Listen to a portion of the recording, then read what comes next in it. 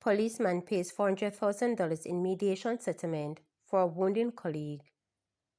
A member of the Jamaica Constabulary Force JCF, who was facing an unlawful wounding charge in relation to one of his colleagues, has been discharged by the court after accused paid $400,000 to the complainant following a successful mediation exercise.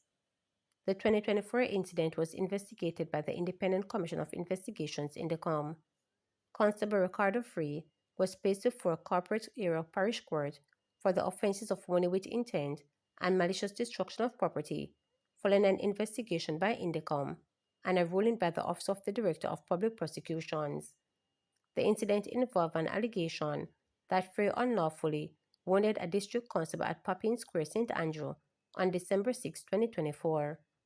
At their first court appearance, the concerned parties agree to explore dispute resolution by the way of mediation. Following the successful mediation and confirmation of the payment to the complainant, the court offered no evidence and a not guilty verdict was entered and the policeman discharged.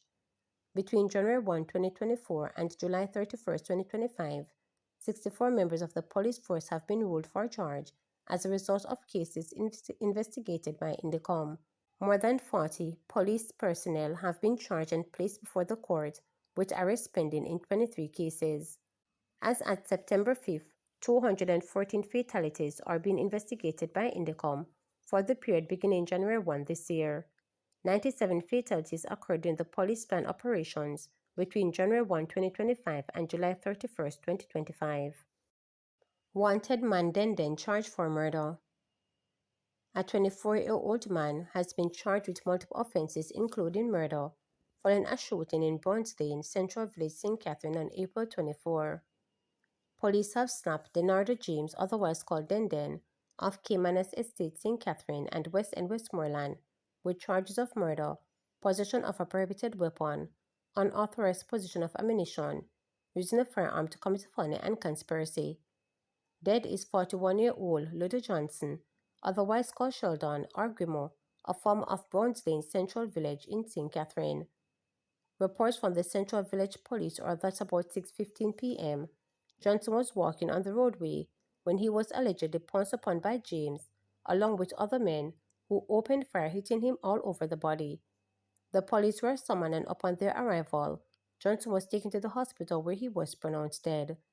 An investigation was launched into the matter, and James was listed as wanted. He turned himself in on Monday, August 24. Charges were formally laid against him for Johnson's killing on Thursday. Burnt out before back to school.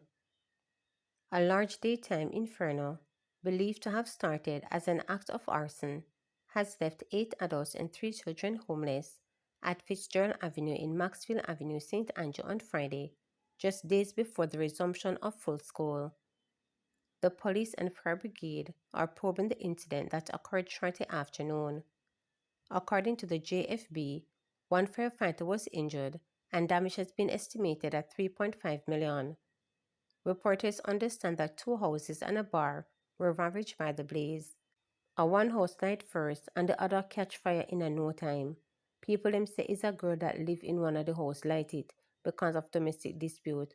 Some say them see her leave the premises and then smoke. Her man used to live there, but from where there, him not in the community, a resident told reporters.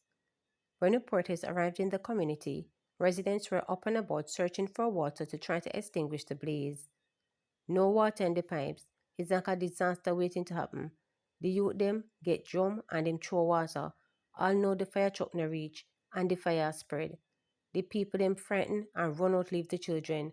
They had to be rescued and an old lady was removed from the burning house. And because of the bar of concrete make it never burn down. The roof damage and windows, the residents stated. Reporters were told that nothing was safe from the burning dwellings. The school thing them and close them, everything gone. It rough. No police, no fireman, and just the people them a fight the fire. Them not have nowhere to sleep now, the residents added. An occupant of one of the houses had reportedly, just hours earlier, bought furniture and appliances, all of which went up into smoke. 2 units from the JFB responded to the blaze. The police say their investigation is ongoing into the incident. Data from the Planning Institute of Jamaica PIOG Economic and Social Survey Jamaica shows that 1,742 individuals were directly impacted by fire last year. This represents a 7.1% over the previous year. In relation to property loss, the report stated that this was estimated at more than 9 billion, which is about the same as in 2023. The figure represents 3% of the estimated value of the property at risk, which is 274.6 billion.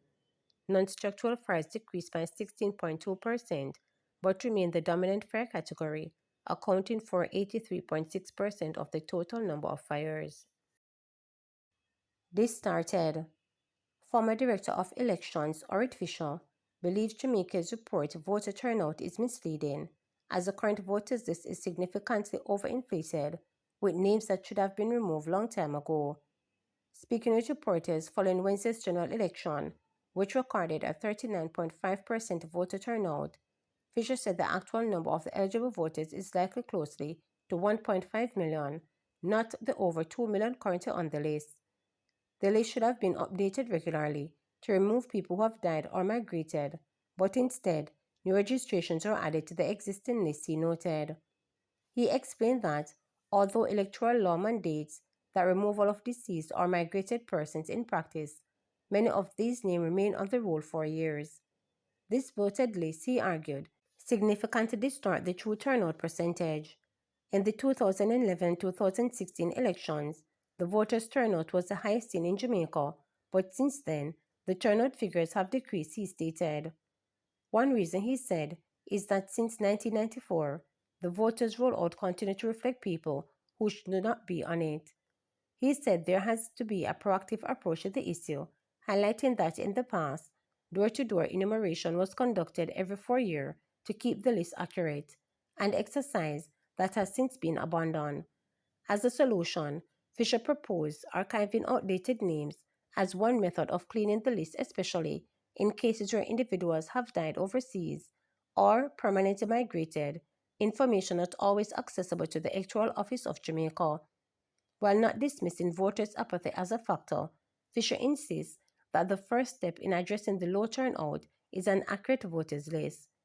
He also backed a suggestion made by Dr. Bassel Wilson of Johns Jay College, who proposed designated voting days for specific groups, similar to what is done for security personnel and election day workers. For instance, elderly and disabled voters could be given a special voting day. Fisher noted that such a change would require amendments to electoral laws, but called for the idea worth exploring.